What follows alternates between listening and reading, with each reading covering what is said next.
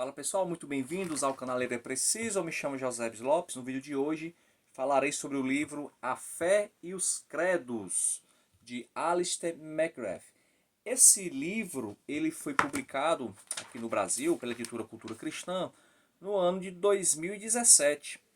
E a tradução que nós temos aqui, a tradução é de Antônio Coyne. Essa obra faz parte de uma série de livros publicados escritos por Alistair McGrath. Eu creio que esses livros não foram traduzidos para o português, eu procurei os demais, não encontrei, mas aqui é o livro 1 de uma série chamada Cristianismo para Todos. Na introdução do livro, o Alistair McGrath ele pretende, ele diz que pretende com essa série de livros explicar o cristianismo para cristãos leigos e para não cristãos também, Então, não é um livro acadêmico. O objetivo desse livro não é leitura acadêmica para profissionais da área da teologia. Ele quer fazer, segundo o próprio autor, o que o C.S. Lewis fez com seu livro Cristianismo Puro e Simples. Dar, digamos assim, a base do cristianismo. Digamos, falar sobre aquelas crenças que são comuns aos principais, a quase todos os ramos do cristianismo. O livro é um livro bem curtinho, uma leitura rápida. É um livro com 110 páginas e é dividido em 5 capítulos. Deixa-me ver, 5 capítulos. Agora sim, algo que eu achei intrigante no livro. O capítulo 1, o capítulo 2 e o capítulo 3, particularmente, eu não vi muita relação com o título da obra, A Fé e os Credos. Pelo título, A Fé e os Credos, você imagina que a obra tratará dos credos. Credo apostólico, credo niceno e etc. No entanto, o primeiro capítulo, A Jornada, Pistas para o Significado do Universo. Capítulo 2, o mapa, as lentes e a luz, dando sentido às coisas. E o 3, Palavras e Histórias, descobrindo o sentido mais profundo da fé. Esses 3 capítulos, tem muita coisa que ele já escreveu em outras obras, como por exemplo, obras que até eu já resenhei aqui no canal. Surpreendido pelo Sentido. O outro livro, Deus Não Vai Embora. São livros em que Alistair McGrath faz um estudo e uma relação entre ciência e fé, ciência e religião, onde ele mostra que a ciência ela tem um intuito de descobrir como as coisas funcionam. No entanto, a religião dá sentido a essas coisas, dá sentido à nossa vida, por exemplo. Então, eu particularmente, apesar de ser uma boa leitura, esses 3 capítulos, mas eu não vi relação com o que o título propõe, que é o estudo da fé e os credos. No capítulo 4, aí sim, no capítulo 4 e capítulo 5, ele vai realmente entrar na questão dos credos. Capítulo 4, os credos, uma visão pública da fé. E aqui é interessante que ele vai mostrar o desenvolvimento histórico dos credos, principalmente 2 credos. O credo que é chamado credo apostólico e o credo niceno.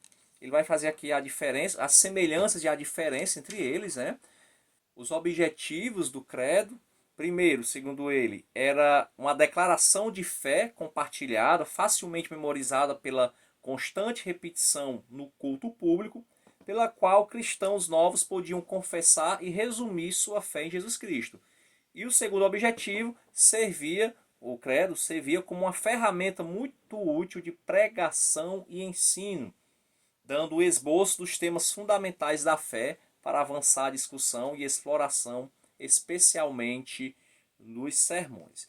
Ele faz aqui uma grande diferenciação entre o credo apostólico e o credo niceno. Ele diz que o credo apostólico foi um resultado final de um longo processo de reflexão e de requinte em todo o mundo cristão, levando a uma regra de fé que foi aceita não em virtude de qualquer autoridade externa, mas por causa de sua excelência interna. Então o credo apostólico, diferente do credo niceno, não houve nenhuma autoridade externa que impusesse esse credo como norma de fé, mas foi algo natural que ocorreu ali nos 3 primeiros séculos, principalmente nos 2 primeiros, mas no terceiro século também, da era cristã, onde meio que organicamente os principais pontos, em comum da fé cristã nas variadas regiões do império, do mundo da época, eles convergiram para esse credo. E ele foi aceito de maneira natural. Já o credo niceno, que começa ali no Concílio de Nicéia, 325, a controvérsia ariana,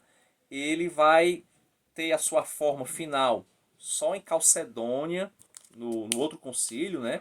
Em 451, se não me engano. E ele é um credo, digamos assim, dos bispos, onde os bispos que já tinham grande autoridade na época na igreja, eles se reúnem a mando do imperador romano Constantino e eles chegam a esse credo, né, que é o credo niceno.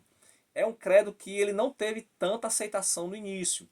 A partir das gerações futuras é que esse credo foi sendo aceito pela cristandade, certo? Então, credo apostólico é o credo do povo, digamos assim. Já o credo niceno é um credo da liderança da igreja, dos bispos, né? E teve o aparato, digamos assim, estatal, né? O Constantino, ele estava lá liderando esse concílio, tá? Então é bem interessante essa diferença aqui entre esses dois credos. No demais, o McGrath ele continua aqui o seu estudo dos credos, no capítulo 5, capítulo quinto e último capítulo do livro, creio, entrando no grande cenário. Ele vai fazer aqui algumas reflexões sobre a questão do que é ensinado nos credos. Ele vai entrar um pouquinho na parte da teologia, sobre os principais temas abordados nos credos, como divindade de Cristo, a dupla natureza de Cristo, entre outras, né? E aqui ele usa muitas referências do britânico Chesterton, né, o jornalista Chesterton, muita influência aqui nesse livro, do C.S. Lewis, né, principalmente desses dois, entre outros escritores, poetas e etc.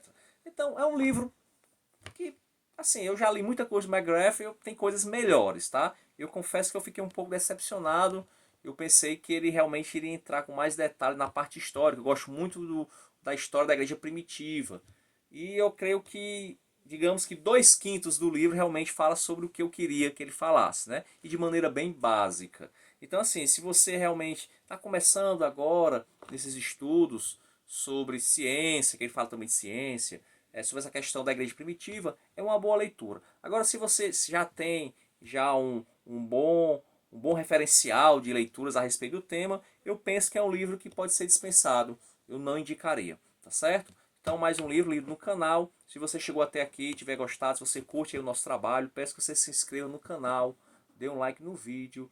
Até a próxima e vamos ler, porque ler é preciso.